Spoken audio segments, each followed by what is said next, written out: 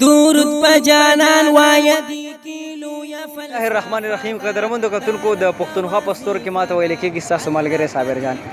قدرمندو کتونکو زما په شا باندې چې دا کوم مدرسه ښکاري دارالیتام مدرسه ده او مفتی ګلزار صاحب دعوت راکړی د څه دعوت راکړی دی نو هغه تاسو به د دې کیمرې په شیشه باندې وینئ. مفتی ګلزار صاحب نه تپوس کوو چې هغوی موږ له د څه دعوت راکړی او تاسو ته به هم پته ولګي. تاسو راځئ موږ سره. فدا درود په حضور وایا دی کیلو یا فلسفه دا دارب دا وظیفه دا الله پدې کې حصہ عظیم معنا فدا دارب دا وظیفه دا.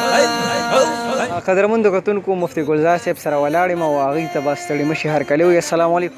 وعلیکم السلام ورحمت الله وبرکاته. مفتی صاحب څنګه چې تاسو موږ له دعوت راکړی نو د کتونکو ته هم ووایي چې دا دعوت د کوم څیز و نن په دې مدرسه کې دا دونه خوشحالي ده څه ده؟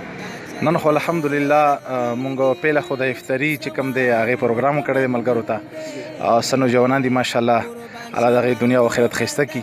هغې پروګرام کړی دی په خپل هم تاسو به انشاءالله د کیمرامین تاسو ته به وښیي هغه نو په خپل یې پخلی هم کوي او د کوم علما چې راغلي دي هغې ته افطاري بندوبست هم دی.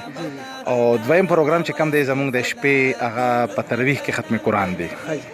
او جی نو ملګرو ته څه پیغام ورکوئ؟ مونږ خو جی د ستاسو په وساطت سره څومره ناظرین دي څومره ملګري دي کتونکي ول دي هغې ته دا وایو مینهوالو ته چې مونږ سره په دې خوشحالۍ کې او د ختم قرآن کې بھرپور طریقې سره لکه څنګه جلسې کې شرکت کړی و نو دغه شی زموږ سره په دې خوشحالۍ کې هم شرکت وکړي انشاءالله او ډېر د خیر او برکت ذریعه به وي. او بل دا دی چې آخري ختم دی انشاءالله آخري سپاري دي او کوم ملګري راشي د پوره قرآن پاک اجر او ثواب بالا ورکوي. جی جی ډېره زیاته مهرباني مفتی صاحب. او تاسو د دې مدرسې چې کوم خدمات دي هغه په خپل سر باندې تاسو اخیستي دي نو د هغې اجر او ثواب به هم تاسو ته الله تعالی درکوي.